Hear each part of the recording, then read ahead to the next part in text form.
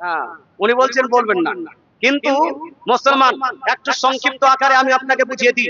মুসলমান দেখেন, একটু ধ্যান দিবেন।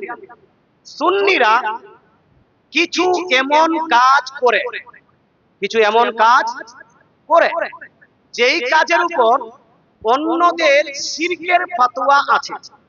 কিসের ফতোয়া আছে? শিরক। নবীকে আমরা হাজির নাজির মানি, তো অন্যান্য মৌলবীরা বলছে এটা শিরক। নবীকে গায়েবের সংবাদদাতা বলি, অন্যান্য ব্যক্তিরা বলছে শিরক। আমরা নবীজি সাল্লাল্লাহু আলাইহি ওয়াসাল্লামকে নূরের তৈরি বলি, কেউ বলছে শিরক। মাজার জিয়ারত, কবর জিয়ারত করি, এই আপনার ফতোয়াতে শিরকের ফতোয়া আছে কি নাই ভাই? আচ্ছা, সেটা কি নতুন করে কথা না? অন্যান্য ব্যক্তিরা, ওয়াহাবি হোক, দেওবন্দি হোক, আহলে হাদিস ভাই হোক, কাদিয়ানী হোক, যাই হোক না কেন, সুন্নিদের উপরে যারা শিরকের ফতোয়া লাগাচ্ছে, যারা যারা শিরকের ফতোয়া লাগাচ্ছে, মুসলমান আচ্ছা বলুন তো, যারা শিরক করবে তারা হবে কি? আমি তো এর আগে বললাম, আপনাকে গ্রামার বুঝিয়েছি, তাদেরকে কি বলা হয়? মুশরিক। তাকে কি বলা হয়? মুশরিক। যদি তারা বলে যে সুন্নিরা শিরক করছে, সুন্নিরা বেদাত করছে, তাদের কথা অনুযায়ী সুন্নিরা হলো মুশরিক। কি হলো? মুশরিক। আর মুশরিক মুসলমান না কাফের? মুসলমান না কাফের? মুশরিক মুসলমান নয়, মুশরিক হয়ে গেছে এরা সুন্নিরা। এবার তাদের ফতোয়া অনুযায়ী যদি সুন্নিরা মুশরিক হয়, তাহলে এই মুশরিকের বিবাহ তাদের সঙ্গে হবে না। মুশরিকদের আপনার জবাই করা, তাদের সঙ্গে তাদের খাওয়া জায়েজ হবে না। কেন? কোরআন শরীফের মধ্যে আল্লাহ তাআলা বলছেন, তোমরা শিরককারী মেয়েদের সঙ্গে বিবাহ করো না যতক্ষণ পর্যন্ত না সেই ব্যক্তি তওবা করে যে ঈমানদার না হয়েছে। তদ্রূপ শিরককারী ছেলেদের সঙ্গে তোমরা বিবাহ করো না যতক্ষণ পর্যন্ত না সে তওবা করে মুসলমান হয়েছে। জোরে বলেন সুবহানাল্লাহ। আচ্ছা, হাদিস এবং কোরআন বুঝাচ্ছি। এবার আমার প্রশ্ন হলো, এই হাদিসের মধ্যে আছে যদি কোনো ব্যক্তি অপর ব্যক্তিকে শিরকের ফতোয়া লাগায়, কুফরের ফতোয়া লাগায়, আর যার উপর কুফর এবং আপনার শিরকের ফতোয়া লাগিয়েছে সে যদি সত্যিকারী শিরক করে তাহলে তো ঠিক আছে, আর যদি সে সত্যিকারী শিরক না করে তাহলে শিরকের ফতোয়া যারা লাগাবে ঘুরে তাদেরকে লেগে যাবে। কথা বোঝা গেল? এটা হলো হাদিস। শিরকের এবং কুফরের ফতোয়া ঘুরে তাদেরকে লেগে যাবে। এই জন্য আমরা বলি, আমরা সুন্নিরা কি মুশরিক? বাপ ধারা বলুন, সুন্নিরা কি মুশরিক? সুন্নিরা কি শিরক করে? যদি আপনি বলেন সুন্নিরা মুশরিক নয়, সুন্নিরা শিরক করে না, তাহলে আপনাকে মেনে নিতে হবে যেহেতু তারা শিরকের ফতোয়া লাগিয়েছে, শিরকের ফতোয়া ঘুরে তাদেরকে লেগে গেছে। তাদেরকে লেগে গেছে, যখন তাদেরকে লেগে যাবে, কোরআনের নির্দেশ শিরককারী মেয়েদেরকে বিবাহ করো না, শিরককারী ছেলেদেরকে বিবাহ করো না। এবার আপনি যদি বলেন হুজুর এটা ঝামলা লাগানোর কথা, ঝামলাটা সুন্নি লাগায় না ভাই।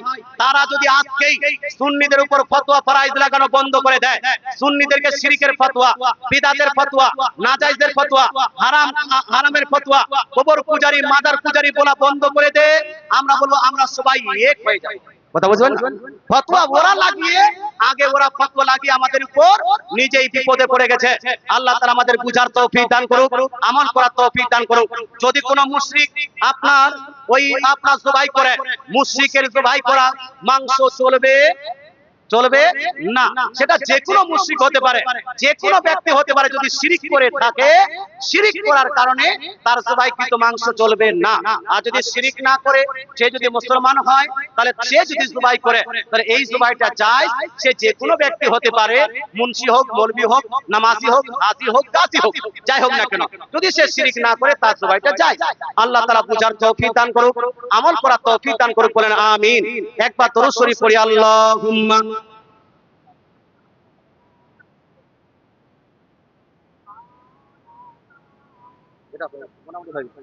আর আছে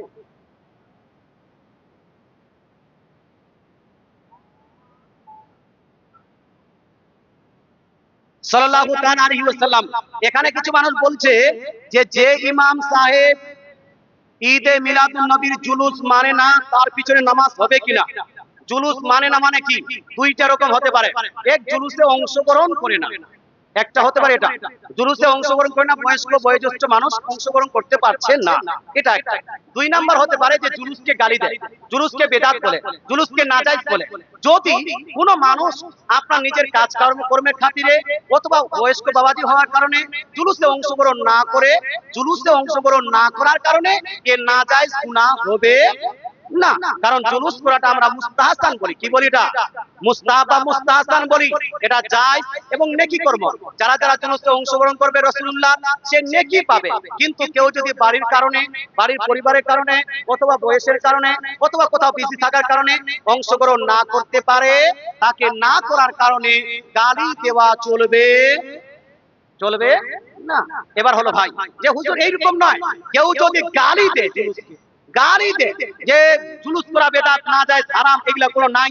মুসলমান আপনাকে বলতে চাই, আজকালকার মানুষের ফট করে বলছে এগুলা হাদিস কোরআনে নাই। কত যে হাদিস পড়নেওয়ালা, কত যে কোরআন শরীফ পড়নেওয়ালা, আল্লাহ কতগুলো যে তাফসীর করেছে। দুনিয়াতে যতগুলো হাদিস আছে সমস্ত হাদিস পড়ে কেউ শেষ করতে পারবে? পারবে? আজকে যেন একটা জনাব মৌলভী সাহেব বলছে হাদিসে নাই, এই মুফতি সাহেব বলছে হাদিসে নাই, এই আপনার পাবলিক বলছে হাদিসে নাই। কতগুলো হাদিস পড়েছো ভাই? আপনাকে বলতে চাই খবরদার, হুঁশিয়ার। আপনার যদি যাবার ইচ্ছা না করে জুলুসে, আপনি যাবেন না, নো প্রবলেম। কিন্তু যারা যাচ্ছে এটা সাহাবীদের সুন্নতের উপর আমল করছে। জোরে বলেন সুবহানাল্লাহ। এই জোরে বলেন না সুবহানাল্লাহ। সাহাবীয়ে রাসূল নবীজি সাহাবায়ে কেরাম নবীজির আগমন দিবসে মদিনা শরীফে জুলুস করেছেন, মিছিল করেছেন। এটা সাহাবীদের সুন্নাত।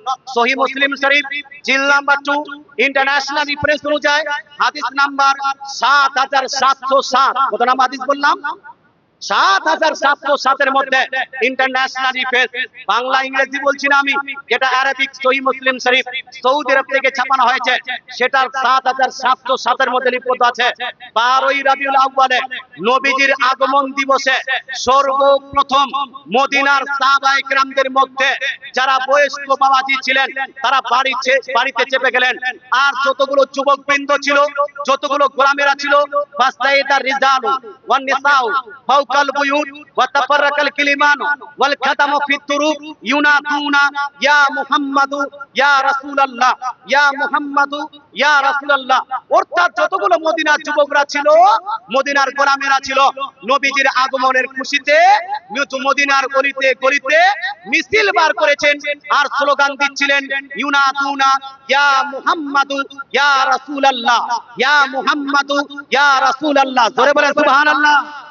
মুসলমান আপনাকে বলতে চাই, আপনার মুস্তাদরাক লিল হাকিমের মধ্যে হাদিস নাম্বার 4282, হাদিস নাম্বার 4282, হাদিসের সনদ হলো সহিহ। হযরত আবু বকর সিদ্দিক এবং অন্যান্য সাহাবায়ে কেরাম বলেন, নবীজির আগমনের দিনে মদিনার সাহাবায়ে কেরামরা মদিনার রাস্তাঘাটে বার হয়ে নবীজির নামে স্লোগান দিয়েছেন এবং জুলুস করেছেন। জোরে বলেন সুবহানাল্লাহ। তারা যারা স্লোগান দিচ্ছিলেন কি যা মুহাম্মাদুন, যা মুহাম্মাদুন রাসূলুল্লাহ, আল্লাহু আকবার, যা মুহাম্মাদুন রাসূলুল্লাহ, আল্লাহু আকবার। ওখানে ইয়া রাসূলুল্লাহ স্লোগান পেলেন, এখানে স্লোগান দিচ্ছে ফাখারাজান নাস ফি তুরুকিল মদিনা, মদিনার রাস্তা সমূহে মানুষজন বেরিয়ে পড়লেন। বেরিয়ে পড়ে তারা স্লোগান দিচ্ছিলেন কি যা মুহাম্মাদুন। যা মুহাম্মাদুন মানে কি? যা ইয়াতিউ মানে আগমন করা, যা ইয়াতিউ মানে আগমন করা, যা মুহাম্মাদুন মানে মুহাম্মদ সাল্লাল্লাহু আগমন হয়েছে। এটাকে উর্দুতে বলা হয় মুহাম্মদ কি আমদ, সরকার কি আমদ, সরদার কি আমদ, গমখার কি আমদ। বলি না সরদার কি আমদ কি বলি আমরা? সরদার কি আমদ এখানে পড়ে না কেউ জিনিস নাকি? সরদার কি আমদ, গমখার কি আমদ, মক্কি কি আমদ।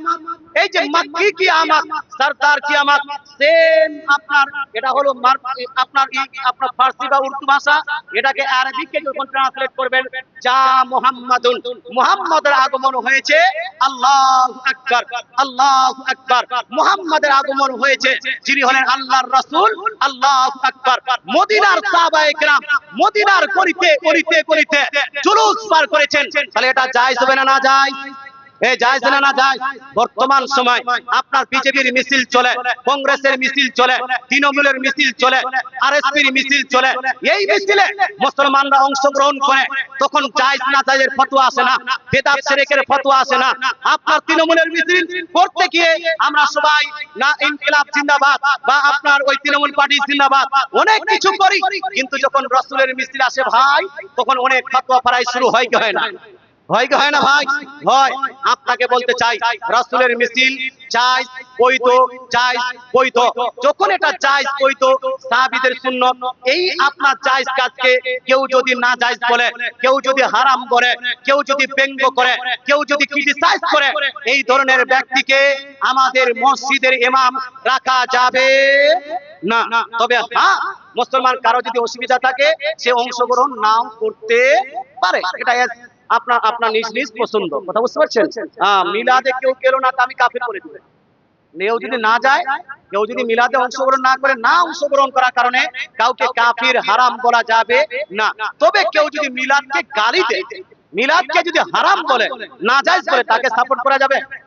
তাকে তো সাপোর্ট করা যাবে না। আল্লাহ তাআলা বুঝা আমল করার তৌফিক দান করুক, বলেন আমিন। মুসলমান একবার দরুদ শরীফ পড়ি, আল্লাহুম্মা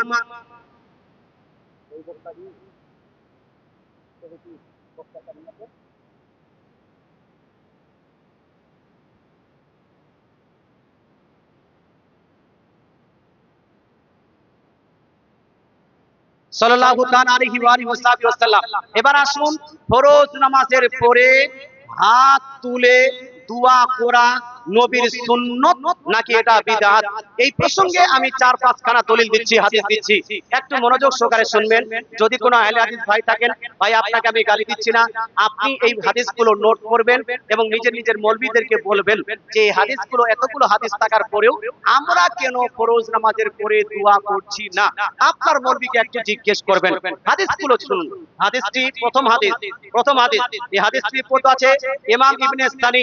এই হাদিসটি রিপোর্ট করেছেন আপনার আমালুল ইয়াউমি ওয়াল লাইলা, মদিনা ইউনিভার্সিটিতে যেই কিতাবটি পড়া হয়, আপনার মিশর ইউনিভার্সিটিতে যেই কিতাবটি পড়া হয়, আমালুল ইয়াউমি ওয়াল লাইলা, জিল নাম্বার 1, পেজ নাম্বার 121 এর মধ্যে সেম হাদিসটা লিপিবদ্ধ করেছেন আহলে হাদিস ভাইদের একজন বিখ্যাত মুহাদ্দিস আপনার আব্দুর রহমান মুবারকপুরি, তোহফাতুল আহওয়াজি, জিল নাম্বার 2, পেজ নাম্বার 170 এর মধ্যে।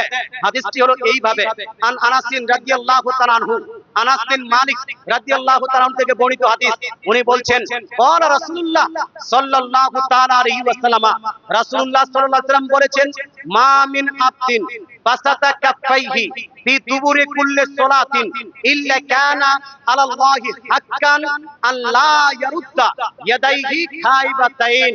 অর্থাৎ আনাস বিন মালিক রাদিয়াল্লাহু তাআলা আনহু বলছেন, রাসূলুল্লাহ সাল্লাল্লাহু আলাইহি ওয়াসাল্লাম বলেছেন, যদি কোনো ব্যক্তি, মা মিন আবদিন, যদি কোনো ব্যক্তি নামাজের পরে হাত তুলে আল্লাহর দরবারে দোয়া করে, আল্লাহ তাআলা এই দোয়াকে এতটাই পছন্দ করেন যে আল্লাহ তাআলা নামাজের পরে হাত তুলে দোয়াকে কোনোদিন খালি ফেরত দিবেন না।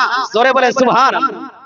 অর্থাৎ কেউ যদি নামাজের পরে হাত তুলে দোয়া করে, তাহলে আল্লাহ তাআলা এই দোয়াকে খালি ফেরত দিবেন না। এটা কোথাকার? রাসূলুল্লাহ।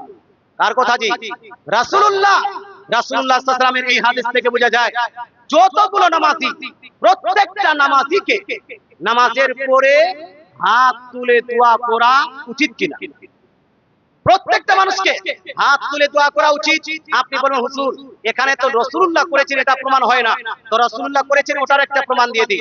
এই হাদিসটি লিপিবদ্ধ আছে তাফসীর ইবনে আবি হাতিমের মধ্যে, হাদিসটি সেম লিপিবদ্ধ আছে তাফসীর ইবনে কাসিরের মধ্যে, সেম হাদিসটা লিপিবদ্ধ আছে এই আব্দুর রহমান মুবারকপুরি তোহফাতুল আহওয়াজি, জিল নাম্বার 2, পেজ নাম্বার 171 এর মধ্যে লিপিবদ্ধ আছে এইভাবে, আন আবি হুরায়রা রাদিয়াল্লাহু তাআলা আনহু ক্বালা قال أن رسول الله صلى الله عليه وسلم رفع يديه بعد ما سلم। অর্থাৎ আবু হুরায়রা রাদিয়াল্লাহু তাআলা বলছেন, আমার নবী, আপনার নবী রাফা, উঠালেন, ইয়াদাইহি, দুই হাতকে, বাদা মা সাল্লামা, নামাজে সালাম ফিরানোর পরে। জোরে বলেন সুবহানাল্লাহ। নবীজি বলছেন, আসসালামু আলাইকুম ওয়া রাহমাতুল্লাহ। আসসালামু আলাইকুম রাহমাতুল্লাহ, এইরকম সালাম ফিরানোর পরে নবীজি হাত তুলে আল্লাহর দরবারে দোয়া করলেন। বলুন তো ভাই, নবীজি যদি আপনার নামাজের পরে নিজেই হাত তুলে দোয়া করেন, তাহলে হাত তুলে দোয়া করাটা নামাজের পরে সুন্নত হবে না বিদআত? এই সুন্নত না বিদআত? এই জন্য তো আহলে সুন্নাত ওয়াল জামাতের মানুষকে বলবো, আপনারা কে ছাড়ছে সেটা দেখার নেই, কিন্তু আপনারা ছাড়বেন না। ইমাম সাহেব দোয়া করছে, কিছু মানুষ পালিয়ে যাচ্ছেন। ভাই, যারা পালিয়ে যাচ্ছেন তাদের উদ্দেশ্যে বলবো, আপনি কি হিসেবে পালিয়ে গেলেন? যদি বলেন হুজুর আমার বিজনেস আছে, একটু তাড়াতাড়ি করার জন্য আমি চলে গেছি, হ্যাঁ কোনো সমস্যা নাই, তাহলে এই ক্ষেত্রে আমি বলবো কোনো সমস্যা হবে না। হসপিটালে রোগী আছে, এই জন্য আপনি দোয়াটা ছেড়ে দিয়ে চলে আসলেন, এটার জন্য আপনার কোনো সমস্যা নাই। কিন্তু কেউ যদি ভাবে, এইটা ভাবনা চিন্তা রাখে যে হুজুর দোয়াটা ফরজ নামাজের পরে এইরকম দোয়া করা বিদআত, এইরকম দোয়া করা কি বিদআত, এই জন্য আমি পালিয়ে গেলাম, কেউ যদি এইরকম ভাবনা চিন্তা রাখেন, তাহলে আমি আপনাকে বলবো ভাই মুসলমান, আপনাকে বলতে চাই, যদি এটা বিদআত হয়, বলুন তো যেই ইমাম সাহেব ফরজ নামাজের পরে দোয়া করছেন, এই যদি এটা বিদআত করে থাকে, তাহলে এই ইমাম সাহেব বিদআতি হবে না? হবে না? এই ইমাম সাহেবটা বিদআতি হলো না? ইমাম সাহেবটা বিদআতি হলো, ইমাম তো বিদআত কাজ করলো। আর যদি কোনো ব্যক্তি বিদআত কাজ করে, কেউ যদি বিদআত কাজ করে, আল্লাহ তাআলা রাসূল বলছেন, আল্লাহ তাআলা বিদআতকারীর কোনদিন নামাজ, রোজা, হজ, যাকাত কিছুই কবুল করবেন না। যদি ইমাম সাহেব সত্যিকারী বিদআত করে থাকে, তাহলে তো তার তো নামাজই হলো না, তার তো নামাজই কবুল হবে না, তাহলে তার পিছনে আপনি নামাজটা পড়লেন কিভাবে? মুসলমান, ইমাম সাহেবের পিছনে যেভাবে নামাজটা আদায় করা আপনার চাই, তদ্রুপ মুসলমান ইমাম